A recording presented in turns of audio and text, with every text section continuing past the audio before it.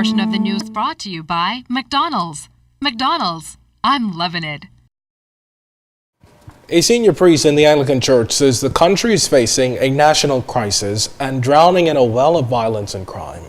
As Andrew Knowles tells us, while the Archdeacon is calling for a national task force to fight crime, he's also calling on all Bahamians to repent and return to God, referencing a recent controversy he is linked to misguided parental priority. Anglican Archdeacon Keith Cartwright says the scourge of violent crime seems to have paralyzed the government, the judiciary, police and defense forces, the church and the community, and that the time has come to seek help in this fight. National task force on crime is needed, with all major stakeholders to properly coordinate all of our efforts to fight against crime and violence. This task force must be given absolute authority to carry out its mandate. It must be a national effort. PLPs and FNMs and DNAs, all churches, business persons, community leaders must be co-opted in an effort to save our land from this cancerous disease. Archdeacon Cartwright was delivering the sermon at the Diocesan Patronal Festival at Christ Church Cathedral Sunday evening. Even as government pledges more resources to fight crime, Archdeacon Cartwright believes no amount of police cars, police officers, judges, magistrates, or prison cells can change the crime situation. Instead, he believes home and family life is the key.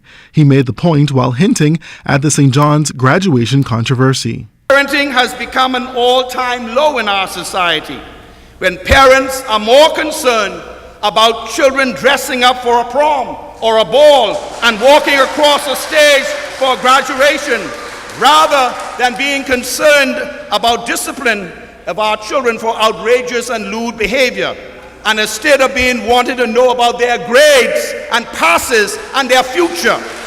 It is absolutely alarming. We need, as a country, to hang our heads in shame. We all need repentance. We need our patron saint, St. John the Baptist, and we need it back in St. John's College. During Sunday evening's service, Justice Bernard Turner was installed as Chancellor, Diane Stewart was installed as Vice Chancellor, and Tanya Bastian Galanes became the first woman to be installed as Registrar of the Diocese. That includes the Bahamas and the Turks and Caicos Islands. Andrew Knowles, ZNS Network News. Two men in their early 20s were arraigned in the magistrate's court today in connection with a home invasion nearly 3 weeks ago.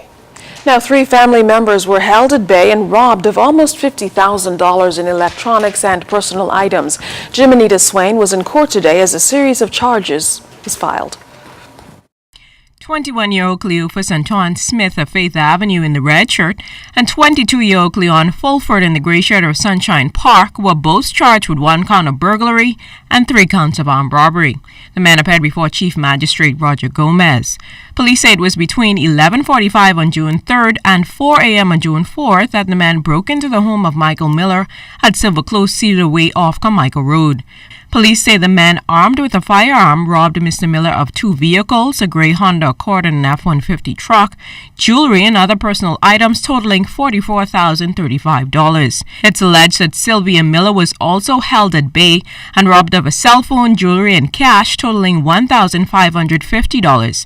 Police say the couple's daughter, Michaelina Miller, was also held at bay and robbed of jewelry, a cell phone and other personal items that had totaled $1,225. Smith alone was charged with an additional burglary count and 3 counts of armed robbery. It's alleged that on May 31st at about 3:15 a.m., Smith broke into the home of Nicanor Thompson off Mermaid Boulevard. Police say he stole a laptop computer and a car valued at $3,700. On the same date, it's alleged that he robbed Khadijah and Felton Thompson of personal items. The men were not required to plead to the charges. They have also been remanded to Her Majesty's prison. Now, this matter will not proceed by way of a preliminary inquiry, but instead will be fast-tracked to the Supreme Court for trial. The men are expected to be served on the 3rd and 4th of September. Reporting for ZNS Network News, I'm Jimenita Swain. Coming up in sports, 3 sports crowned champions. We've got full coverage in ZNS Total Sports. In Family Island news, children dance in celebration as a very special home opens up. You're watching The Bahamas Tonight.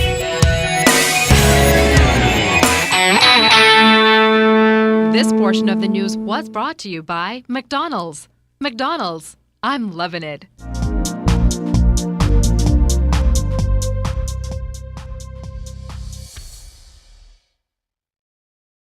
This is your Raw Fidelity Business News. Good Monday evening, Bahamas. I'm Altaviz Munnings. AML Foods Limited recorded a net profit of over $600,000 compared to $578,000 for the same period in the previous year. Those are the company's first quarter results ending April 30th. The company also recorded sales of $35 million compared to just a little over $28 million the previous year, and an increase in net cash balances of $2.5 million since January 31st of this year. Now, AML Foods Chairman Dionisio de Aguilar indicated that the company is pleased to increase shareholder returns in their current economic environment. He also announced that the company will move to quarterly dividend payments of 0.02 cents per share. Members of the Bahamas Institute for Youth Leadership Development recently paid a courtesy call on Grand Bahama Port Authority Limited President Ian Roll as part of their 2013 Leadership Mentoring Program over in Freeport. The group consisted of 15 aspiring young leaders with ambitions ranging from finance professionals, maritime attorneys, engineers, and urban planners. President Roll made a brief presentation regarding the Port Authority's history, responsibilities, and functions. This was followed by a detailed fielding of questions and answers. And this international business tidbit is for all of you Starbucks fanatics out there like me and my colleagues Chris Saunders, Candino Knowles, Jimenita Swain, and our TV director Charles Russell. Starbucks wants a few extra pennies for that latte, but the good news is it won't affect their coffee operations here in the Bahamas, at least not yet. Now, the Seattle-based coffee company says it's hiking prices on average by 1% across the U.S. starting tomorrow. But it says the price for many drinks, such as medium and large brewed coffees and frappuccinos, won't change in most of its 11,000 U.S. cafes. The price hike comes despite falling coffee costs that have boosted the company's profits. And Chris wants to send a shout out to the Starbucks Palmdale crew, while I want to say hello to the Palmdale and Cable Beach Starbucks team.